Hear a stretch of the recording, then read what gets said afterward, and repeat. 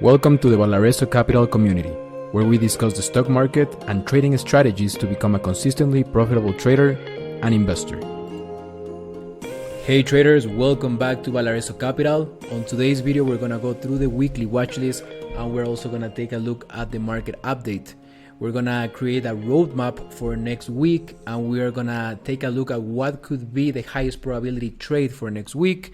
We're also going to take a look at some of the trades that I'm already in, and I'm also going to share some setups that I'm going to be watching for next week. Remember guys that these videos for informational purposes only, is based just on my personal opinion and is not financial advice. So now that you're here guys in the channel, welcome back. Remember to subscribe, that way you can get all the videos as soon as they are uploaded to the channel, and you can also keep up with the new things that are coming. So let me start right here with the VIX, and let me just make myself a little bit smaller here. So the first thing that I want to take a look at is going to be the volatility of the S&P 500. And one of the reasons that I want to take a look at this chart right here is because I have found that the VIX tends to trade in ranges, and as soon as that range changes, we tend to see some very interesting movements in the market, and we tend to see a new tendency of what could be perhaps a new rally, perhaps a more sustained pullback, and all the other things that we can tend to see in the market. So first of all, what is happening right now in the VIX? You can see that basically the VIX has been trading on a range starting basically in June right here. And what I find pretty interesting is that we haven't been able to break below this 12 level right here, this 13 level right here, sorry. And what I'm actually seeing right now is that we might be able to break this level with the current price action that we're seeing in the VIX right now.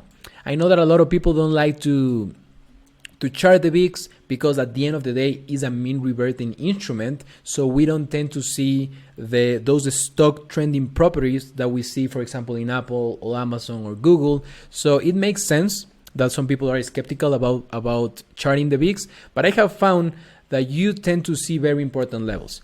And right now the very important level, once again, is going to be this 13 level right here. And if we happen to break that level, I think that we might see a really nice rally in the markets, what could be the beginning of a year-end rally going all the way to December. So let's start right here. Why do I think that the VIX might be ready to break that 13 level? First of all, you can see right now that momentum, it's pretty negative right here in the MACD histogram. And then of course, if you take a look at the other indicator that I use, which is the trend oscillator, you can also see that we are below that MA line, which is basically the moving average of the indicator. And when that happens, we tend to see sustained moves to the downside like the ones we saw right here. And let me just change the color of my tool.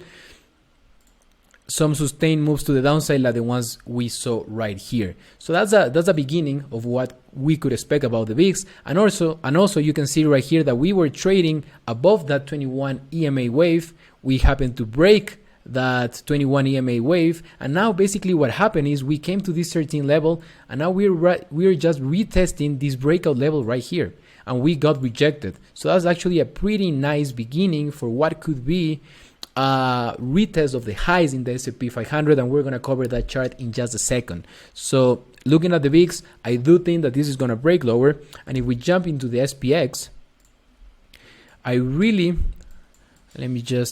let's take a look at the SPY, because I think that was a little bit cleaner.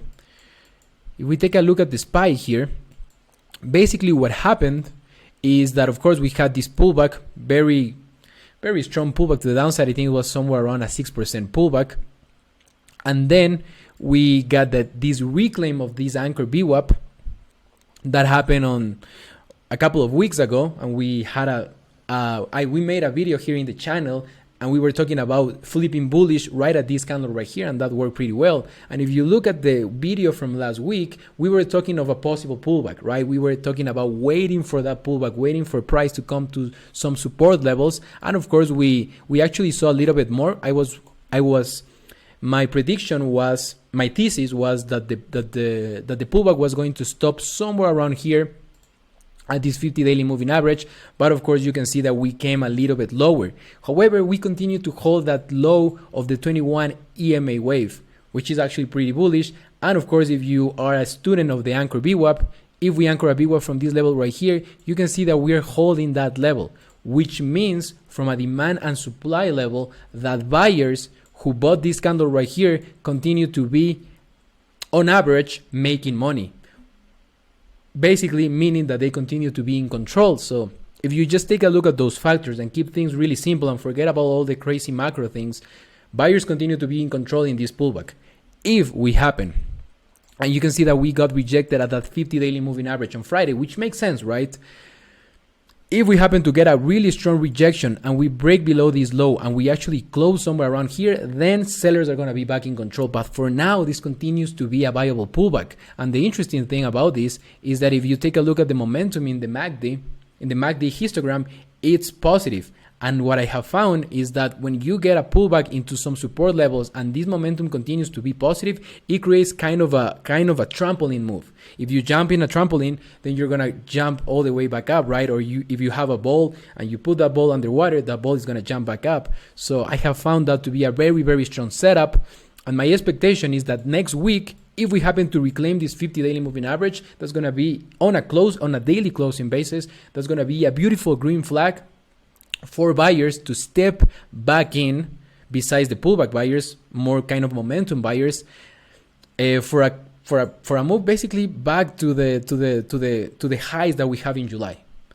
For now, that's the way I'm seeing, and that's going to be the roadmap for next week. The roadmap is, if we continue to hold this low right here, my expectation is that if we happen to close above that 50 daily moving average, and of course the anchor VWAP that we have anchored from this swing high, that will mean that we're going to have more fuel all the way to these levels right here.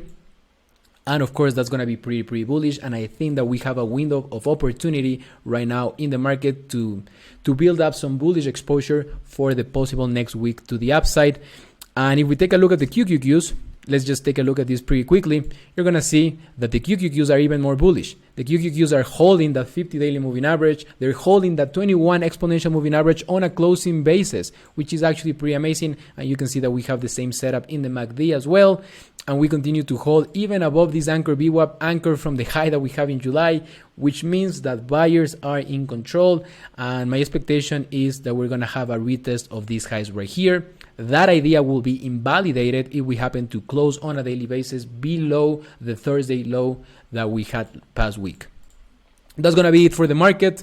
And now let's jump here so that we don't make a super long video. Let's jump right here into some of the setups. If you want to take a look at the setups that I'm going to be watching, we have Uber, SMCI, Google, Amazon, Meta.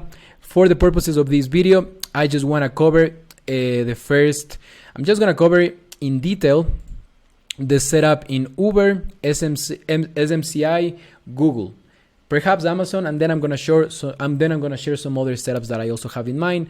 But let's make this a quick video so you don't spend all the time watching it on your weekend. So let's start here with Uber, which is a pretty fascinating setup. You can see that basically I'm just playing the same setup all over again. You can see right here that we pop above that anchor VWAP from the high, meaning that buyers are back in control since they are breaking above supply, which is actually a pretty easy concept if you think about it. And now you're seeing that we came back, retest that demand zone because supply then turns into demand. We also test that 50 daily moving average, and now you can see that buyers are back in control. You can buy this setup as a breakout.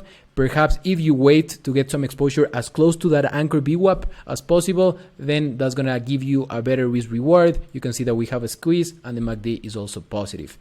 If we take a look at Amazon, let me jump into Amazon because Amazon is pretty much the same setup. And this is the easy thing. When you find a setup that works, that just keep doing that same thing. You can see right here that Amazon did the same thing. We broke above that demand level. But of course, since we didn't have, and we mentioned this in the past videos, since Amazon didn't have as much strength as Uber, there was a possibility that we were going to come a little bit below this demand level right here, and we're going to test the 50. That's exactly what happened. We tested the 50. I actually got some exposure near that 21 exponential, but of course we came a little bit lower. But right now the setup is looking great. You can see that we reclaim both anchor VWAPs from this swing high and this swing high right here, which means that buyers are in control. If you can get exposure as close to that anchor VWAP as possible, then the target is going to be a retest of the highs.